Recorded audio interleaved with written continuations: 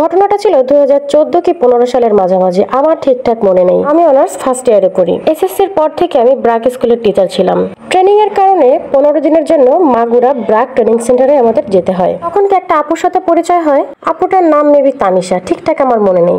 তবে শুরুর দিকে তার সাথে আমার সম্পর্কটা তেমন একটা ভালো ছিল না। কেমন যেন একটা কম্পিটিটরের নজরে সে আমাকে দেখতো, কিন্তু তার থেকে বয়সে আমি অনেক ছোট ছিলাম। সে হয়তোবা তখনকে মাস্টার্স পড়ুয়া। তো একটা পর্যায়ে তার সাথে আমার খুবই ভালো সম্পর্ক হয়। তো একটা দিন আমরা একসাথে বসে বসে গল্পগুজব করছিলাম। শুধু আমি নয়, সাথে অন্যান্য আপুরা ছিল। তখন সে আমাদের সাথে কিছু পার্সোনাল কথা শেয়ার করে। আমরা শুরুর দিকে জানতাম সে আনম্যারিড, কিন্তু সে আমাদের সেদিনকে চমকে দিল। সে বলল সে ম্যারিড। শুনে সবাই অবাক দৃষ্টিতে তাকিয়েছিলাম। তারপরে সে আরো কিছু কথা বলল, যা শুনে চমকে গিয়েছিলাম। সে আমাদের সাথে শেয়ার করলো সে তার বান্ধবীর স্বামীকে গোপনে বিয়ে করেছে এবং তাকেই সাহায্য করছে তার আরো একটা বান্ধবী। মাঝে মাঝে তার বাড়িতে দেখা করার সুযোগ সুবিধা করে দেয়। তারপরে জিজ্ঞাসা করলাম, আপু বান্ধবীর স্বামীকে কেন গোপনে বিয়ে করেছেন? মেয়েটা কিন্তু দেখতে মন্দ নয়, উচ্চ শিক্ষিতা, ভদ্র ফ্যামিলির মেয়ে, দেখতে শুনতেও খুব সুন্দর।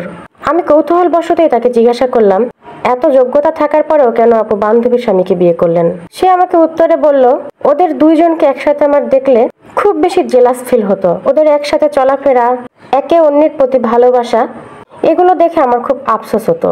তারপর একটা দিন সিদ্ধান্ত নিলাম, যদি আমি বিয়ে করি তাহলে আমার বান্ধবীর বরকেই বিয়ে করব। মোট কথা, সে তার বান্ধবীর লাইফটা লিড করতে চাচ্ছিল এবং সে সাকসেসও হয়ে যায়।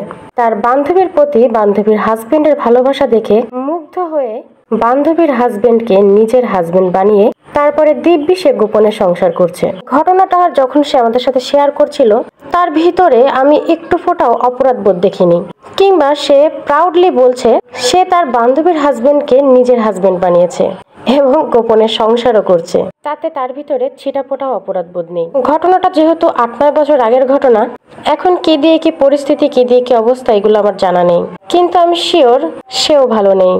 প্রথম কথা, প্রকৃতি কখনো কারো দায় রাখে না। আপনি যদি কারো ক্ষতি করেন, অবশ্যই সেটা কোনো না কোনো ভাবে ব্যাক পাবেন।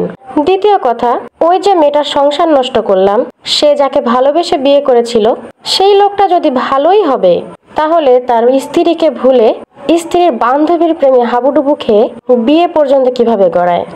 আজকে সে তোমার বান্ধবীকে কাঁদিয়ে তোমাকে বিয়ে করেছে, কালকে তোমাকে কাঁদিয়ে তোমার অন্য কোনো বান্ধবীকে বিয়ে করবে।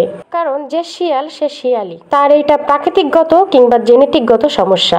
চুরি করাটাই তার পেশা। আসলে ঘটনাটা আমার মনে পড়তো না।